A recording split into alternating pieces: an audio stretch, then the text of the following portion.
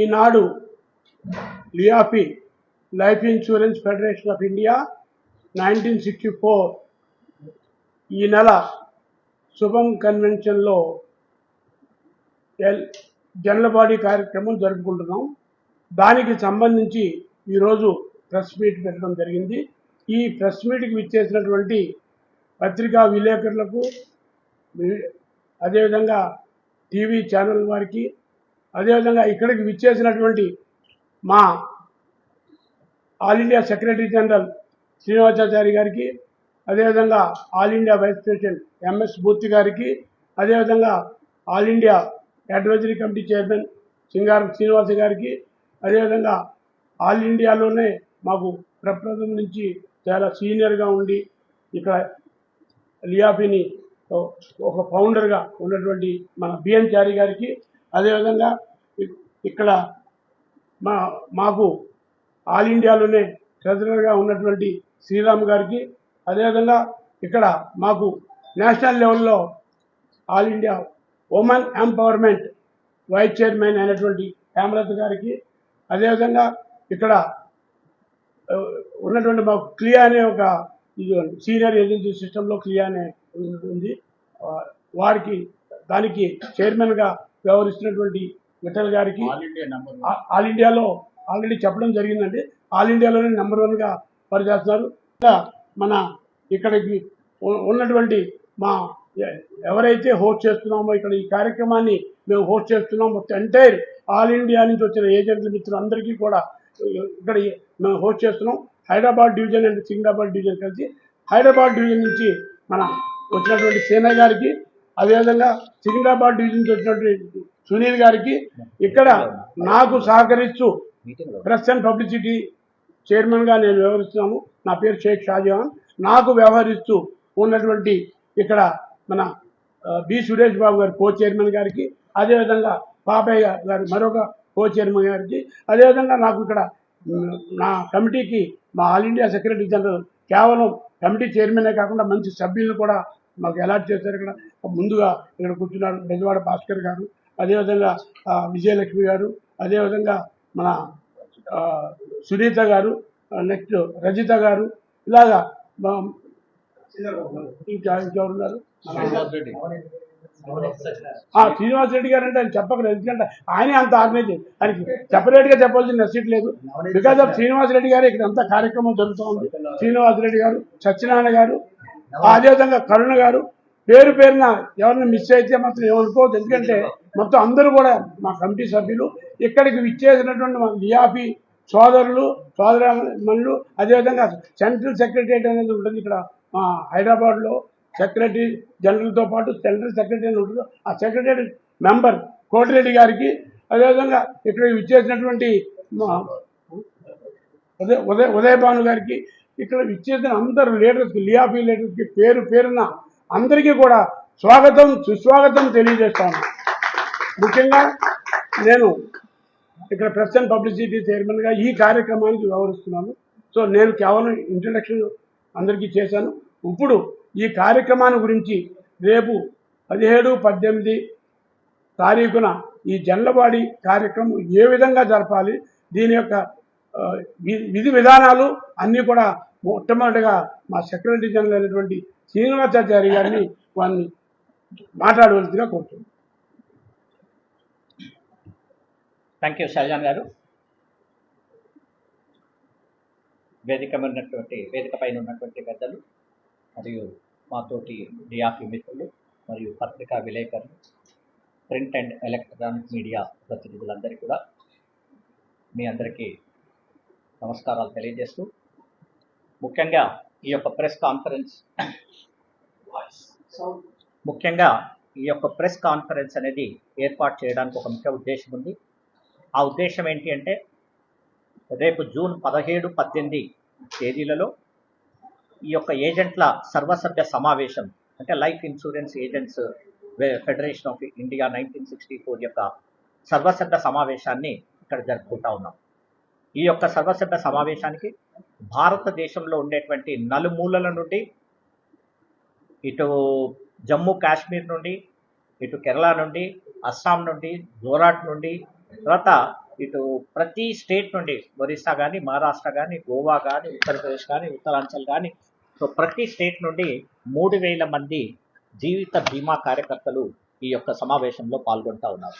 ఈ యొక్క సమావేశం 2 రోజులు జరుగుతూ ఉంది.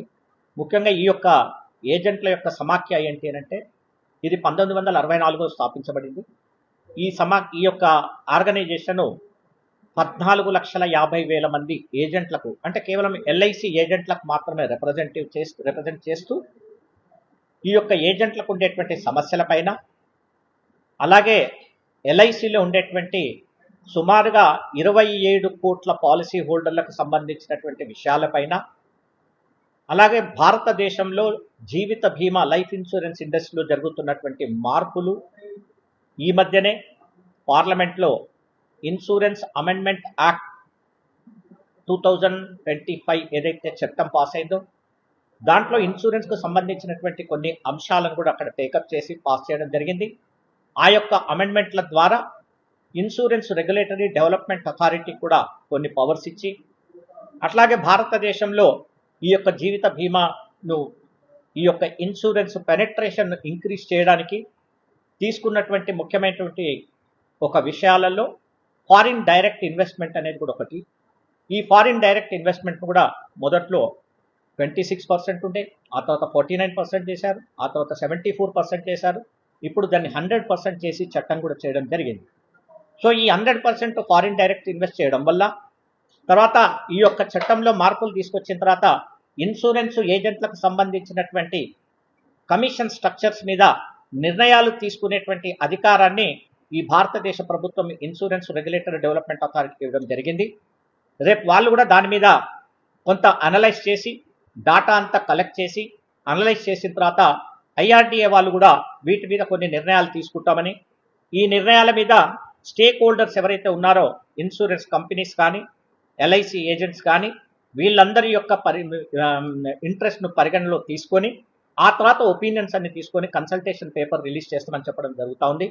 ఇలాంటి విషయాలు కాకుండా మరి ఇప్పుడు భారతదేశంలో life insurance corporation of India ఏదైతే భారతదేశ ఆర్థిక వ్యవస్థకు ఏదైతే వెన్నెముకలాగా ఉందో, ఆ యొక్క ఇన్వెస్ట్మెంట్స్ ఏవైతే ఉన్నాయో ఆ ఇన్వెస్ట్మెంట్స్ అన్నిటికీ కూడా ఇవాళ కేవలము ఈ 14,50,000 మంది ఏజెంట్లు పనిచేసి సుమారుగా 1956 అంటే అరౌండ్ 70 ఇయర్స్ నుండి మేము కష్టపడి సంపాదించింది ఇవాళ లైఫ్ ఇన్సూరెన్స్ కార్పొరేషన్లో ఎంత ఉంది అని అంటే సుమారుగా 47 లక్షల కోట్ల రూపాయలు జీవిత లైఫ్ ఫండ్ ఉంటే, అలాగే 52 లక్షల కోట్ల రూపాయలు ఈ యొక్క నెట్ అసెట్స్ను ఇవన్నీ క్రియేట్ చేసి ఇవాళ మొత్తం భారతదేశంలో ఇన్సూరెన్స్ రంగంలో మొట్టమొదటి స్థానంలో ఉండి, ఇప్పటికి కూడా 25 సంవత్సరాలు అయినా కూడా మొత్తం ఇండియన్ ఇన్సూరెన్స్ రంగంలో ప్రైవేట్ సంస్థలను పెట్టిన తర్వాత ఎల్పిజి అంటారు, అలా లిబరలైజేషన్, ప్రైవేటైజేషన్, గ్లోబలైజేషన్ తర్వాత కూడా 25 సంవత్సరాల తర్వాత కూడా ఇవాళ life insurance corporation of India 52 కంపెనీలలో కూడా మొట్టమొదటి స్థానంలో నిలిచి అత్యధిక మార్కెట్ షేర్ను కూడా తీసుకొని ఇవాళ పాలసీ హోల్డర్స్ అందరికీ సేవ చేస్తూ భారతదేశ ఆర్థిక వ్యవస్థను పటిష్టం చేయడానికి కూడా ఈ యొక్క సంస్థ పనిచేస్తున్నందుకు, ఈ సంస్థలో మేమందరం కూడా పనిచేస్తూ చాలా గర్వంగా ఫీల్ అవుతా ఉన్నాం. ముఖ్యంగా ఈ 2 రోజులు ఏదైతే మేము సమావేశం పెట్టామో దీనికి 3,000 మంది ఏజెంట్లందరూ రాబోతున్నారు. దీనికి ముఖ్య అతిథిగా మన కిషన్ రెడ్డి గారు, మన union minister for the coal and mines, వారు కూడా కాన్సెంట్ ఇచ్చారు ఈ యొక్క 17వ తారీఖు నాడు ఈ యొక్క సమావేశం రావడానికి. అలాగే ఇంకొక చీఫ్ గెస్ట్ ముఖ్య అతిథి మన హైకోర్టు జస్టిస్, జోధ్పూర్ హైకోర్టు, రాజస్థాన్లో Jodhpur high court justice mister honourable justice mister Lakshman గారు కూడా, వారు కూడా కాన్సెంట్ ఇచ్చారు మా యొక్క ఈ యొక్క జనరల్ బాడీ మీటింగ్కు రావడానికి. అలాగే ఎల్ఐసి నుండి కూడా కొంతమంది అఫీషియల్స్ ఈ యొక్క జనరల్ బాడీకి రాబోతున్నారు. ఈ 2 రోజుల్లో మేము కొన్ని సమావేశాలు జరుపుకున్న తర్వాత కొన్ని నిర్ణయాలు పాలసీ హోల్డర్లకు సంబంధించింది, ఇన్సూరెన్స్ ఏజెంట్లకు సంబంధించింది, తర్వాత భారతదేశంలో ఇన్సూరెన్స్ పెనెట్రేషన్ ఏ విధంగా పెంచాలా అనంటే, ఇప్పుడు ఉన్నటువంటి మీరందరూ అనొచ్చు 145 కోట్ల మంది జనాభా ఉన్నారు, కానీ కేవలము ఒక 30 కోట్ల జనాభాకు మాత్రమే ఇన్సూరెన్స్ కల్పించడం జరిగింది. సో ఈ యొక్క ఏదైతే భారతదేశం ఏదైతే ఆలోచిస్తూ ఉందో, ఇన్సూరెన్స్ రెగ్యులేటరీ డెవలప్మెంట్ ఏదైతే ఆలోచిస్తుందో 2047 వచ్చే వరకు ప్రతి పౌరుడి దగ్గర ఒక ఇన్సూరెన్స్ పాలసీ ఉండాలనేటువంటి ఒక ఉద్దేశంతో ఇవాళ మేమందరం కూడా పనిచేస్తూ ఉన్నాము. ఖచ్చితంగా ఆ యొక్క ఇన్సూరెన్స్ పెనట్రేషన్ చేయడానికి కూడా మేము ఖచ్చితంగా ఇంక్రీజ్ చేయడానికి కూడా మా యొక్క ఏజెంట్లు పనిచేస్తారు. దీనికి అంతకంటే ముఖ్యంగా మా యొక్క కొన్ని డిమాండ్స్ కూడా ఉన్నాయి. ఇవాళ మేము ఎల్ఐసి మేనేజ్మెంట్ దగ్గర కూడా చాలాసార్లు డిస్కస్ చేసి చెప్పడం జరిగింది. దాంట్లో ముఖ్యంగా ఈ యొక్క గ్రాట్యుటీ ఏదైతే మాకు 5 లక్షల రూపాయలు ఇస్తా ఉన్నారు, ఈ 5 లక్షల రూపాయల గ్రాట్యుటీలో ఏదైతే క్యాలిక్యులేషన్ సిస్టమ్ ఉందో ఆ క్యాలిక్యులేషన్ సిస్టాన్ని చేంజ్ చేయాలని చెప్పడం జరిగింది. దాని మీద కూడా గవర్నమెంట్ ఆఫ్ ఇండియా కూడా రిప్రజెంట్ చేయడం జరిగింది. ఈ 5 లక్షల రూపాయల గ్రాట్యుటీ సరిపోదు, దీన్ని ఇంకా పెంచాలని 20 లక్షల రూపాయల వరకు గ్రాట్యుటీ ఇవ్వాలని చెప్పేసి ఒక డిమాండ్ పెట్టడం జరుగుతూ ఉంది. రేపు వచ్చేటువంటి సమావేశంలో ఇంకొక ముఖ్య ఉద్దేశం ఏంటంటే, ఇవాళ ఏదైతే ఇన్సూరెన్స్ ఏజెంట్లకు ఏదైతే మెడిక్లెయిమ్ ఫెసిలిటీ ఉందో 14,50,000 మంది ఏజెంట్లో కేవలం 1,83,000 మంది ఏజెంట్లకు మాత్రమే మెడికల్ ఇన్సూరెన్స్ ఉంది. దీన్ని కూడా ప్రతి ఇన్సూరెన్స్ ఏజెంట్కు క్లబ్ మెంబరు ప్రొఫెషనల్ అనేది లేకుండా ప్రతి ఇన్సూరెన్స్ ఏజెంట్కు మెడిక్లెయిమ్ ఫెసిలిటీ ఇవ్వాలని చెప్పేసి ఈ మెడిక్లెయిమ్ ఫెసిలిటీ ఇంకా పెంచాలని చెప్పేసి కూడా మేము భారతదేశ ప్రభుత్వాన్ని ఇటు లైఫ్ ఇన్సూరెన్స్ కార్పొరేషన్ ఆఫ్ ఇండియాని మేము కోరుతా ఉన్నాం. మూడొక డిమాండ్ ఏంటి అంటే, ఇవాళ గ్రూప్ ఇన్సూరెన్స్ ఏదైతే మాకు 15 లక్షల రూపాయల గ్రూప్ ఇన్సూరెన్స్ ఉందో ఈ యొక్క గ్రూప్ ఇన్సూరెన్స్ 69 సంవత్సరాలు అయితే ఇంకా 69 కంప్లీట్ అయితే ఇన్సూరెన్స్ ఏజెంట్కు గ్రూప్ ఇన్సూరెన్స్ అనే సిస్టమ్ లేదు. కాబట్టి ఈ యొక్క 69 సంవత్సరాల నుండి 85 సంవత్సరాల దాకా పెంచాలని చెప్పేసి మేము కూడా ఇది డిమాండ్ చేస్తూ ఉన్నాము. ఇలా కొన్ని ముఖ్యమైనటువంటి డిమాండ్స్ మా దగ్గర ఉన్నాయి. అలాగే ఈ యొక్క ఇన్సూరెన్స్ ఏజెంట్ కూడా పాలసీ హోల్డర్లకు సంబంధించినటువంటి విషయాల మీద వాళ్ళకి ఇంకా మెరుగైనటువంటి సేవలు అందించడానికి ఒక ఎడ్యుకేషన్ లెవెల్లో ఇన్సూరెన్స్ ఏజెంట్లను ఇంకా పటిష్టం చేసి ప్రొఫెషనల్స్ని డెవలప్ చేసి ఈ యొక్క ఎల్ఐసిని ఇంకా అత్యున్నత స్థాయికి తీసుకుపోవడానికి ప్రయత్నం చేస్తామని చెప్పేసి ఈ ప్రెస్ మీట్లో కూడా మేము అందరం చెబుతూ ఒక ప్రెస్ నోట్ కూడా మేము రిలీజ్ చేస్తా ఉన్నాం. ఈ ప్రెస్ నోట్ కాపీస్ కూడా మీకు అందరికీ తెలుగులో ఇంగ్లీష్లో ఇవ్వడం జరుగుతుంది. సో దీనికి మీరందరూ వచ్చినందుకు మేమందరం కూడా ఈ లైఫ్ ఇన్సూరెన్స్ ఏజెంట్ ఫెడరేషన్ తరఫున మీకు అందరికీ కూడా ధన్యవాదాలు తెలుపుతూ, అలాగే రేపు 17, 18 తారీఖున జరుగుతున్నటువంటి సర్వసభ్య సమావేశానికి కూడా మీకు అందరికీ కూడా పర్సనల్గా మేము ఇన్విటేషన్ ఎక్స్టెండ్ చేస్తా ఉన్నాము. మీరు ఆ రోజు కూడా ఈ 2 రోజులు కూడా మీరు ఆ యొక్క కార్యక్రమానికి వచ్చి మా యొక్క కార్యక్రమాలన్నింటినీ మీరు చూసి ఆ తర్వాత మా ఆతిథ్యాన్ని స్వీకరించి మన ఉన్నటువంటి ప్రింట్ మీడియా ఎలక్ట్రానిక్ మీడియాలో కూడా ప్రసారాలలో చాలా వరకు మీరు విస్తరింప చేస్తారు, ఈ అవేర్నెస్ తీసుకొస్తారని చెప్పేసి కోరుకుంటూ నాకు ఈ అవకాశం ఇచ్చినటువంటి మా president public chairman Shri Shahjahan గారికి కృతజ్ఞతలు తెలుపుతూ ముగిస్తా ఉన్నాను. Thank you sir.